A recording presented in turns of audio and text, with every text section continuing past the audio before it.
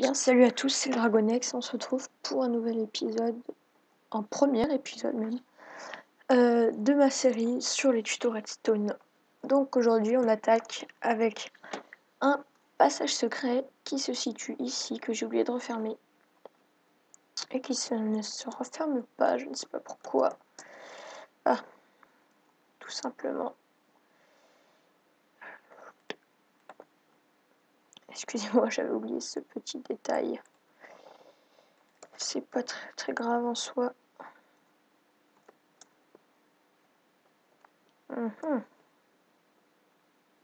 Ah, le levier était là, donc forcément. Je viens juste de déplacer le levier en fait. Donc, il y a un petit... Voilà. Donc, vous l'aurez deviné, c'est un passage secret donc, qui se situe sur les 4 blocs ici. Et qui nous permet tout simplement de descendre dans une salle située en bas. Comme vous aurez pu voir dans mon LP, donc ce que je vais faire prochainement. Pour la salle des coffres. Et voilà, tout simplement, le passage s'ouvre. Donc vous n'êtes pas obligé de mettre cette redstone là, on peut tout simplement la faire passer. Donc je vais vous montrer. Ici c'est de l'énergie forte, donc on peut la prendre ici. Là il n'y a pas de souci. Et donc voilà, donc vous avez un passage là pour mettre de l'eau. Donc ce système c'est moi qui l'ai inventé. Je pense qu'il a déjà été fait par d'autres. Peut-être en plus compact, je sais pas. Donc voilà. Pour ce système, vous aurez compris le fonctionnement. Ce sont des pistons qui prennent les blocs d'en haut et qui les rabattrient vers la gauche pour qu'on puisse sauter tout simplement.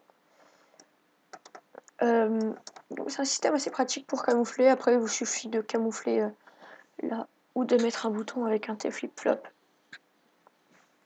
Donc voilà, un système qui est assez compact. Il y a juste donc toute la partie là qui est donc à gauche et à droite, qui est assez volumineuse, donc ici et ici. Il vous faudra juste de la place pour ça. Bon, j'ai voulu activer de loin, mais l'activation peut facilement se faire avec un levier ici. Donc en désactivant celui-là. Voilà, donc il n'y a pas besoin de tout ça. Hein. Hop, l'activation ici marche très bien. Voilà. Donc vous l'aurez compris aussi. Ici, avec un délai de 4 ticks pour pas faire bugger les pistons, on alimente. Non, en fait, pour la partie, on va le construire ensemble après, mais pour cette partie, donc le levier alimente en premier, donc en passant par là, ces pistons-là. Donc là, ça inverse et ça réinverse. Donc ces pistons alimentent et poussent le bloc, poussent les pistons et les blocs. Donc c'est exactement la même chose de l'autre côté. Le courant passe ici et arrive un peu plus tard avec là. Vous verrez l'importance de cela après.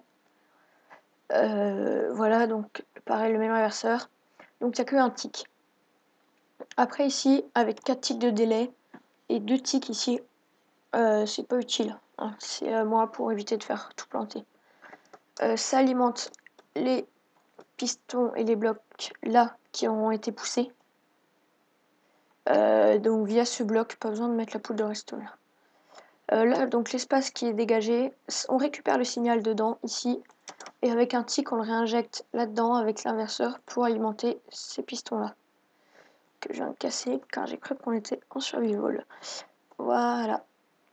Et donc, pour le rapatriement, il faut que ces pistons-là se rétractent avant. Donc, se rétractent. avant. Donc le problème c'est que si on enlève ça, ces pistons-là vont se rétracter avant. Comme ils vont rien avoir à rétracter car le piston sera extendu et étendu, le piston sera activé, le bloc sera poussé et ça va rien rapatrier. Et donc ce piston va se rapatrier et ça va laisser un trou, tout simplement. Et donc je vais vous montrer d'ailleurs si on enlève cette partie-là. Donc il y a 4 et 4, 8, 10 ticks de délai. Donc vous voyez cette partie-là, ça va s'étendre normalement. Voilà, ça s'étend, mais quand on reprend, et voilà, les pistons au départ reprennent et après cela rapatrie. Alors quand on... Oh l'araignée. Quand on rajoute du délai ici, ça permet de réactiver les pistons avec 10 ticks de délai. Donc ils vont pas s'activer tout de suite. Hop, là ça les active, mais ça les laisse activer donc jusqu'à voilà ce que cela rapatrie 10 ticks, c'est pile le bon moment si vous mettez si vous faites comme moi. Et donc vous pouvez voir la poudre de redstone à droite qui reste enclenchée jusqu'à ce que les autres se rapatrient. Donc on peut même enlever des ticks, je crois. Pourquoi il ne marche plus là? Je pense... Ah oui, tout simplement parce que j'ai activé celui-là. Voilà. Donc on active celui-là. Et l'araignée tu te pousses. Ah c'est assez chiant hein, les mobs là, j'aurais dû mettre en pacifique. Mais bon, après c'était mes usines à mobs qui marchaient plus. Donc le zombie là est pas gênant. Hein. Et oui, on peut même enlever un tic ici. Pas besoin de mettre deux là alors. On va voir. Après moi j'ai mis deux par sécurité, hein, pour pas que ça lag. On peut même ne pas en mettre. Je pense pas quand même, mais...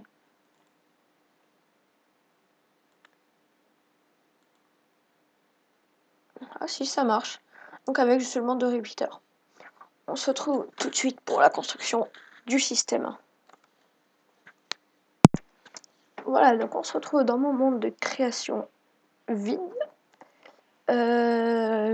Pour construire le système, donc bloc par bloc. Donc vous l'aurez compris, ce sont... On va les mettre en haut de bloc. On va les mettre... Du coup, je fais n'importe quoi. On va les mettre en cobble. Donc voilà les blocs que vous aurez à enlever. Enfin, qui vont être enlevés. Donc, ces blocs-là, on va les casser. Alors, tout simplement, au départ, il vous faudra mettre des pistons collants. 4 pistons collants. Non. Un cran plus loin. Un bloc plus loin. Donc, à un bloc, vous mettez les pistons collants. Hein, donc, il les faut forcément collants. Vous l'aurez compris, je pense. Pour reprendre les blocs après, hein, c'est... Il n'y a pas d'autre technique. À part faire un bloc swapper qui est un peu inutile. Donc là, vous placez les pistons comme ça en position haute. Voilà, et vous placez les blocs à lever par-dessus. Voilà. Donc ces pistons-là vont pousser ce piston-là et ce piston-là va les soulever. Donc je vais placer mon levier. Où c'est que je vais le placer? Ici. Ouais, je vais le placer ici, tiens.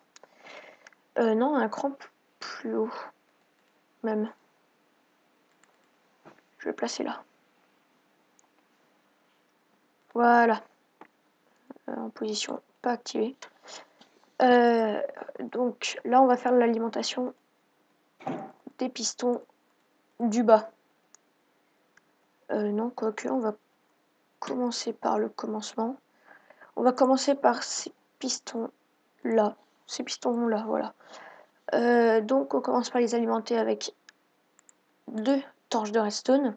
Donc la torche de redstone alimente celui d'en face, mais aussi celui d'en dessous.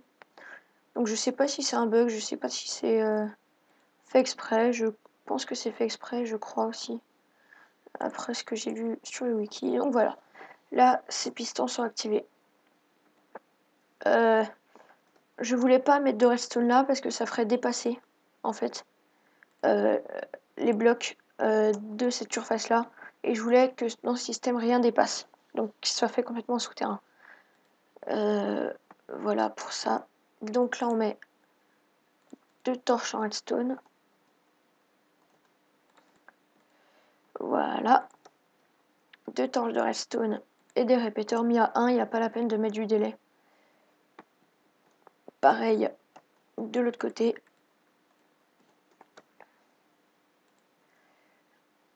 Hop. Donc, on va pas les mettre au milieu, les répéteurs, parce qu'au milieu, ça va être le circuit pour alimenter les pistons du bas. Voilà. Donc, voilà à quoi ça ressemble jusqu'à maintenant. Donc là, on va commencer à alimenter cela. Là, on les relie juste au levier qui est complètement de l'autre côté. Voilà. Donc ici. Donc, je vais voir après comment on les relie, sachant que le levier est là. C'est toujours mieux de faire en face. Voilà. Là, on tisse le fil de redstone. Voilà. Le fil de redstone, je vais le mettre pour l'instant. Après, on va voir pour mettre les répéteurs. Donc, voilà. Là, vous allez placer donc en face des pistons qui pousseront vers la gauche et la droite, des répéteurs. Et vous allez prendre le courant qui est juste à côté, l'amener sur un bloc et mettre une fente de L comme ça, de lit, 2 répéteurs et un bloc, tout simplement pour pas que la redstone se mélange. Donc 2 répéteurs mis à 4. Tous les précédents étaient mis à 1. Ceux-là sont mis à 4. Voilà, donc à 4. Et là déjà vous avez la poussée des pistons. Reste plus qu'à alimenter ceux du bas. Donc c'est pas plus complexe. Là on récupère ce signal par des répéteurs. Donc vous pouvez toujours remplacer les répéteurs par de la redstone. Moi je préfère des répéteurs, c'est plus sécuritaire. Ça rend plus compact. Mais si vous voulez le décompacter, c'est toujours possible. C'est même un cran plus bas, je crois.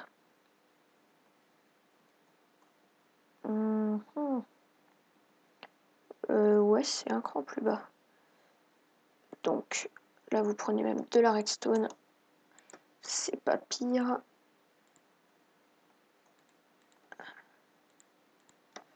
Voilà.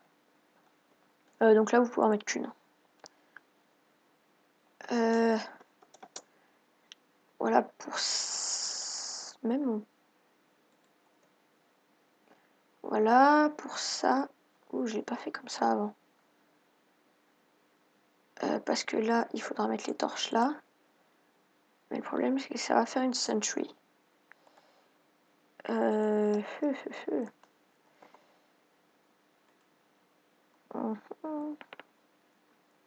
Je cherche comment j'avais fait.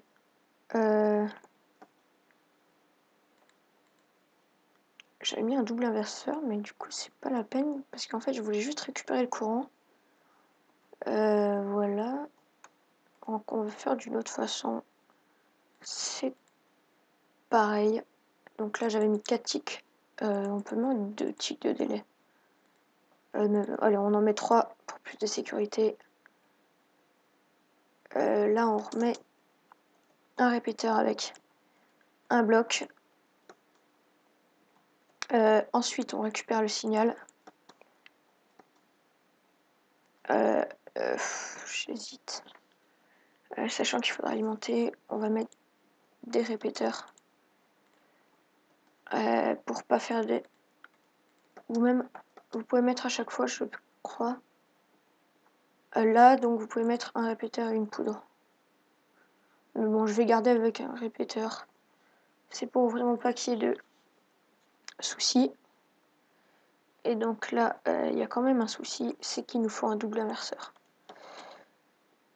Donc là, on peut récupérer le courant, le faire descendre d'un cran sur le côté.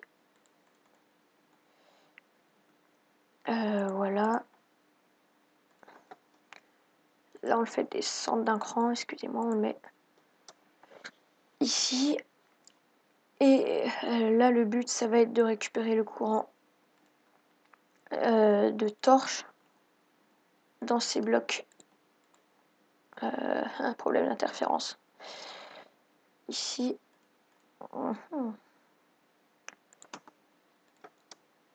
moins qu'on fasse...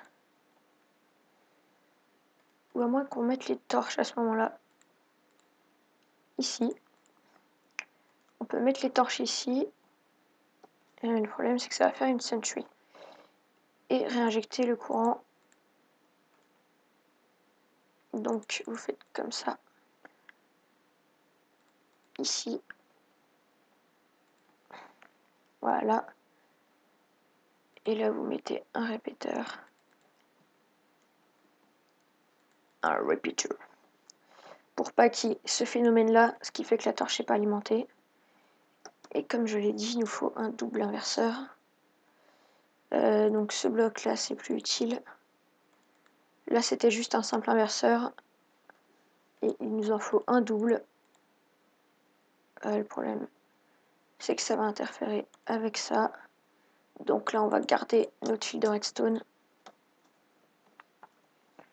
Et mettre un inverseur comme ça. Voilà, c'est très bien comme ça.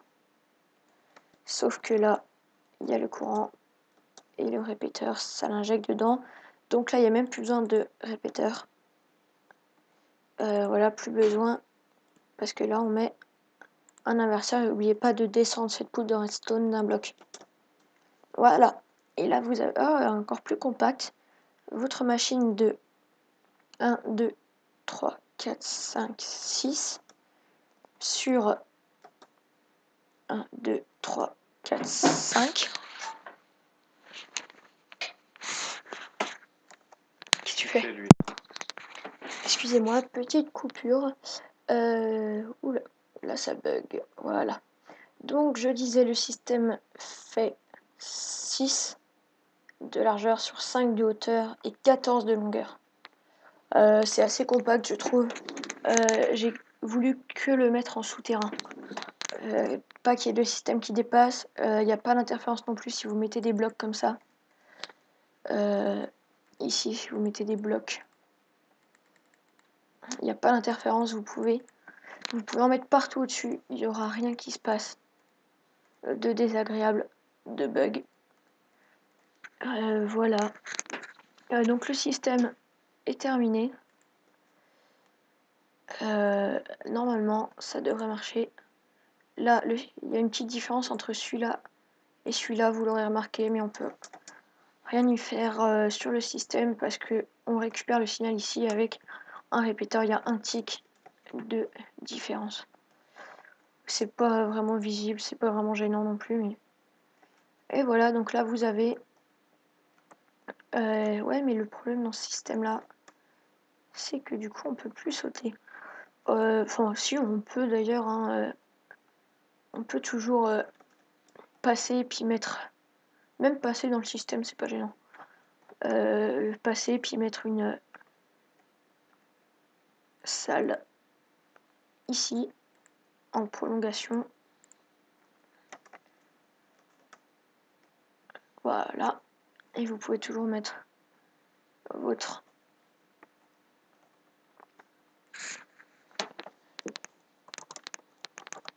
base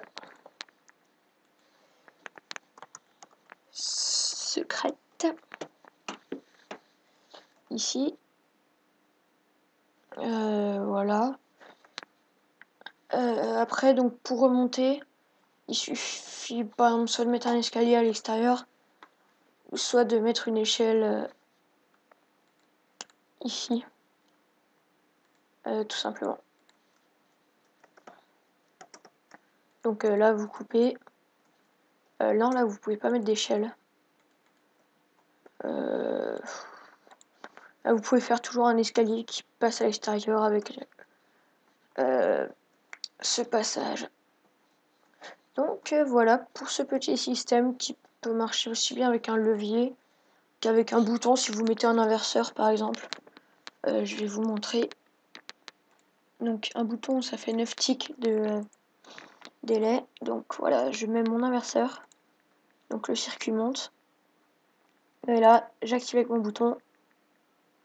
Et le système ne se déclenche pas. Ah, parce que le bouton allume celui d'en bas en même temps qu'il éteint la torche. Donc, avec un bouton, ce qu'il faudrait faire, c'est le mettre ici, mettre l'inverseur là, et mettre un bouton ici. Et donc là, vous arrivez, vous appuyez sur votre bouton, et ça ne s'ouvre toujours pas. Et voilà, ça s'ouvre. Ouais, bon. Je suis dans le piston, c'est un peu trop rapide. Je vais devoir casser ce piston. Désolé, petit piston. Je ne voulais vraiment pas. Je vais devoir remettre le bouton et le bloc de cobble. Donc vous voyez, bon, avec un piston, ça lève un peu. Un bouton, je veux dire. Vous pouvez mettre le bouton en bois, je crois. Il y a plus de ticks, il y a 11 ticks. Et 9 ticks pour le bouton. Comme ça. Voilà. Voilà, donc avec un bouton. Comme ça peut toujours se faire. Un bouton en bois, ça marche très bien. Vous avez le temps de fuir. Mais bon. C'est toujours mieux avec un levier. Mais aussi, vous pouvez mettre... si je prends des dalles... Voilà. Et que vous mettez une plaque de pression. Enfin, ou même 2 plaques de pression pour garder la symétrie.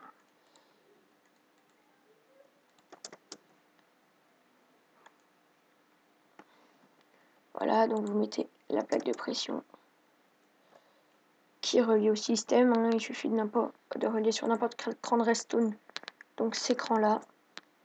Et voilà, vous avez votre système avec une plaque de pression que vous avez juste à poser ici ou la camoufler sur de la roche. Hein. Voilà.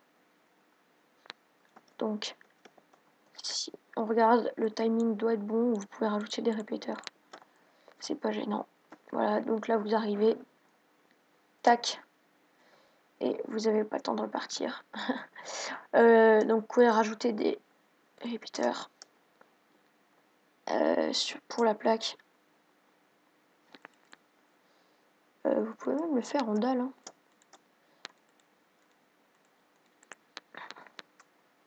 Voilà, donc vous rajoutez des répéteurs pour la plaque de pression. Voilà. Donc pour un petit système sympa qui peut servir de passage secret. Je me coince toujours là-dedans en fait, puis j'arrête pas. Donc un petit système sympa à faire en multi, ça peut toujours camoufler. Faut juste camoufler l'entrée ou mettre un digicode par exemple. Voilà. A plus.